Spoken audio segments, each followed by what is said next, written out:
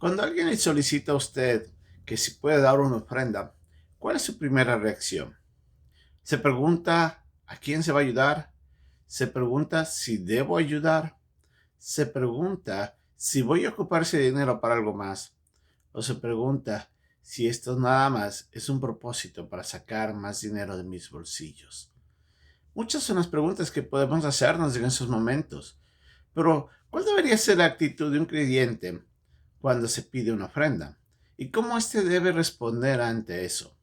En la lección de hoy día vamos a ver cómo Pablo, hablando a los hermanos que estaban en Corinto, reflejando el carácter de Cristo, dice que los hermanos que estaban en Macedonia habían dado todo porque era una gracia de Dios. Vamos a ver lo que Pablo quiso decir en estos versículos en nuestra lección de hoy día, aquí en Un Momento con Dios.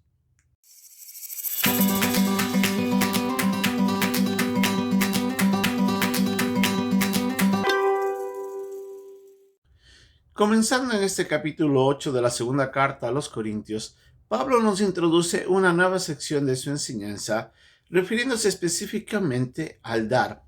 Y en esto toma mucho tiempo para explicarnos cuál debe ser la motivación, cuál debe ser el propósito, cuál debe ser el corazón con el que se da, las razones por las que se da, los principios bíblicos del dar y muchas de estas cosas. Enseñanzas que son vitales para llevarnos a nosotros a reflexionar la importancia de lo que tiene que ver en torno al dar bíblicamente. Y sobre todo, cuando se refieren a estos pasajes, no se está refiriendo al diezmo, se está dando en forma general a la ofrenda o al dar para ayudar a alguien. Y es ahí donde Pablo se enfoca en estos dos capítulos y comienza hablándoles a los hermanos en Corinto, haciendo referencia a un ejemplo que él había observado directamente de los hermanos que estaban en Macedonia. Recordemos que Pablo estaba en Macedonia cuando escribe esta carta y les escribe enviándola a través de Tito este mensaje y les dice que aprendan de lo que él ha visto de los hermanos en Macedonia. Y haciendo referencia al deseo de dar, Pablo observa eso como una gracia recibida de parte de Dios. La palabra gracia puede referirse a la buena voluntad de una persona, puede referirse a la manera como uno es recibido ante otra persona, cuando lo miran a uno, por ejemplo, con gracia, o en otros momentos es como el beneficio que una persona recibe sin merecer algo. En este caso, la buena voluntad de Dios influencia directamente en el corazón del creyente para dar de una manera generosa, espontánea, llena de amor y con el deseo de ayudar hacia algo específico. En ese momento vemos de que la obra de Dios lleva al creyente a hacer algo que naturalmente a causa del pecado no lo haría. ¿Por qué? Porque nosotros vivimos en un cuerpo en el que el egocentrismo, en el que el egoísmo, la avaricia, la codicia nos lleva hacia ese pecado. Nosotros estamos siempre enfrentando nuestro deseo de tener más, ¿cómo es? De ajuntar más hacia nosotros. Siempre nuestra carne está pensando el yo, el yo, el yo. En cambio, el carácter de Dios es completamente adverso a eso. Es desprendido, es amoroso, es entregado. Siempre busca el beneficio de otros, no de sí mismo. Y es así donde vemos de que Pablo dice de que Dios tiene que obrar en nosotros para que nosotros podamos ser de ese mismo de personas que podamos dar.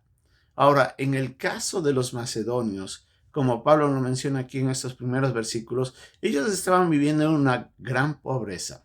Ellos habían enfrentado varias guerras, y no solamente eso, sino de que la provincia romana de Macedonia, al norte de Grecia, donde Pablo se encontraba, había sido una provincia que había sido devastada también por la gran influencia de muchos impuestos romanos que habían socavado la economía de la provincia. Por ende, ese grupo de creyentes vivían en una gran pobreza, relacionándose con los demás, y mucho más pensando que Corinto en sí era una ciudad próspera, una ciudad de puerto, donde gran comercio existía. Entonces la diferencia económica entre los macedonios y los hermanos en Corinto era muy grande.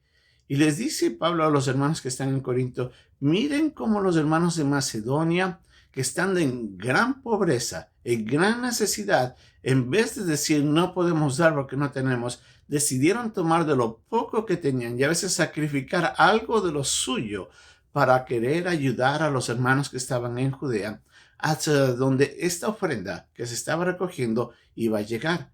Los hermanos en Judea estaban viviendo en gran afrenta también. Ellos estaban sufriendo la opresión del pueblo romano, que estaba generando grandes inconvenientes, y el pueblo en Jerusalén sobre todo estaba pasando gran hambre. Esta ofrenda iba a llegar hacia la ciudad de Jerusalén para bendecir a los hermanos en la iglesia que se encontraba allá. Y los hermanos de Macedonia rogaban a Pablo, permítenos dar, permítenos ayudarles. Nosotros queremos dar más de nosotros mismos. Por favor, no nos impidas que nosotros demos con generosidad.